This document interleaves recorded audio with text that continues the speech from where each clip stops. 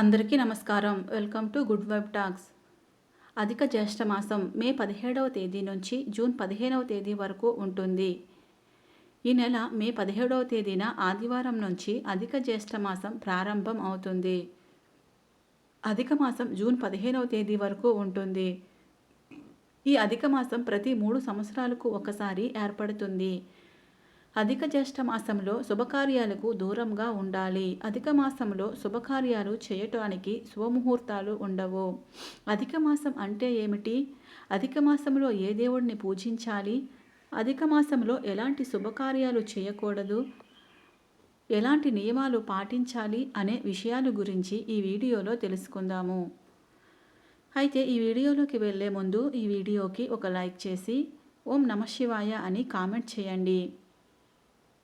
అలాగే నా ఛానల్ని సబ్స్క్రైబ్ చేసుకొని నాకు సపోర్ట్ చేయండి. ఇక వీడియోలోకి వెళదాం. అధిక మాసం అంటే ఏమిటి అంటే మనకు పంచాంగం ప్రకారం 2 గమనాలు పై ఆధారపడి ఉంటుంది. ఒకటి సూర్యగమనం, 2 చంద్రగమనం. మనము చంద్రమానాన్ని అనుసరిస్తాము. చంద్రమానం ప్రకారం సంవత్సరానికి 354 రోజులు ఉంటాయి. సౌరమానం ప్రకారం సంవత్సరానికి 365 రోజులు ఉంటాయి. ఈ 2 కాలాలకి సంవత్సరంలో 11 రోజులు తేడా ఉంటాయి. కాబట్టి ప్రతి 3 సంవత్సరాలకి ఒకసారి ఒక నెలను అధికంగా చేర్చుతారు. ఈ అధిక మాసం ఏ నెలలోనైనా రావచ్చు.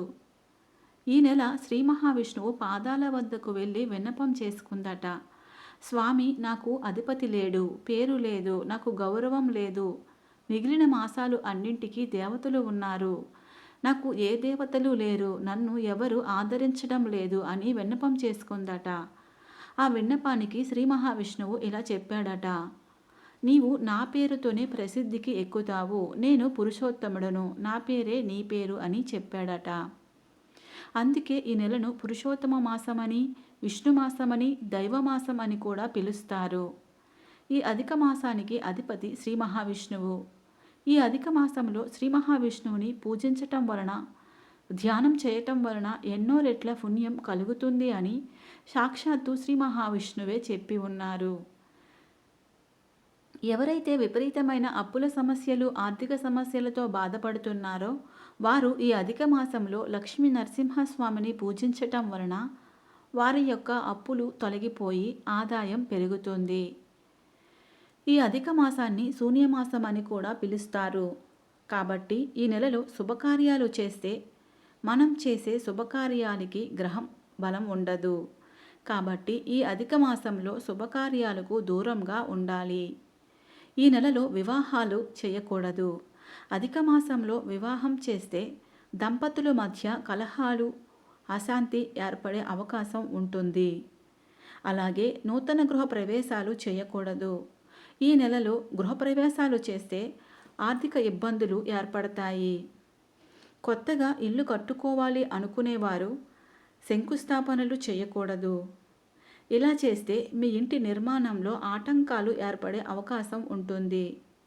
అలాగే నిశ్చితార్థ వేడుకలు, కొత్త వాహనాలు కొనటం వంటివి చేయకూడదు. మరియు కొత్త వాహనాలను మొదటిగా ఈ అధిక మాసంలో నడపరాదు.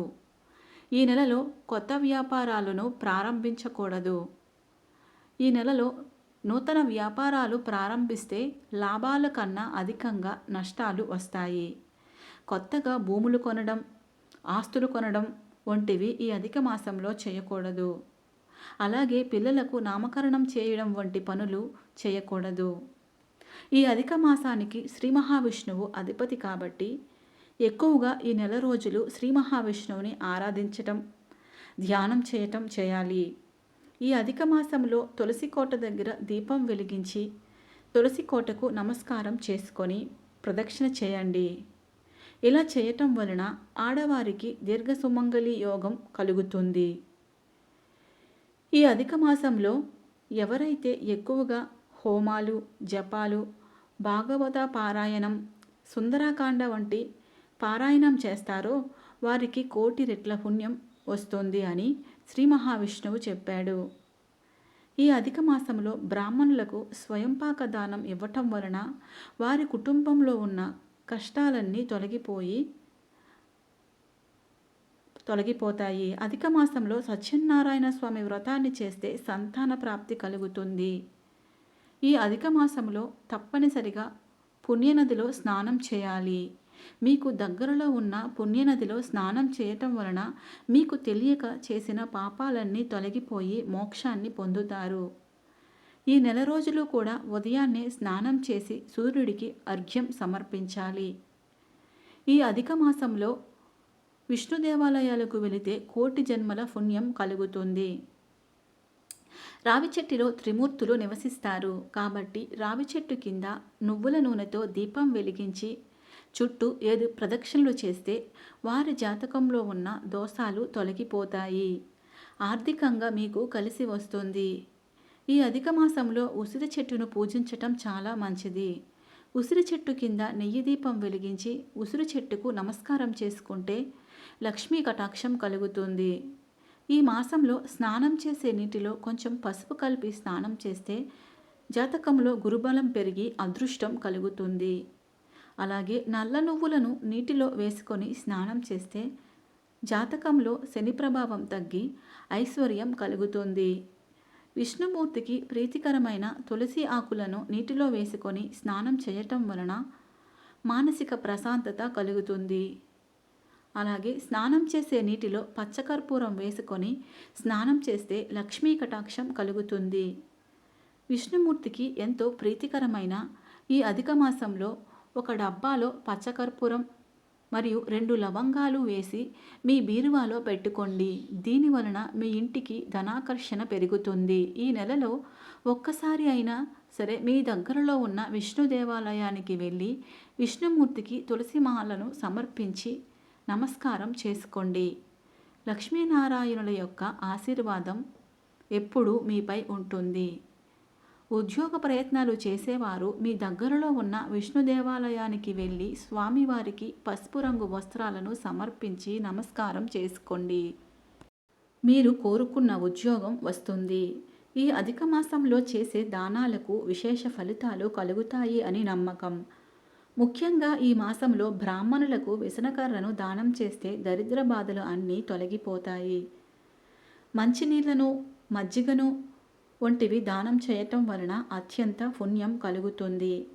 అలాగే పేదవారికి భోజనం పెడితే మీ దారిద్ర్యం తొలగిపోయి ఐశ్వర్యం కలుగుతుంది. ఈ మాసంలో విష్ణు సహస్రనామాలు చదివిన లేదా వినడం వలన మానసిక ప్రశాంతత కలుగుతుంది. ఈ విధంగా అధిక మాసంలో ఈ పరిహారాలను పాటిస్తే మీకు చాలా శుభం జరుగుతుంది.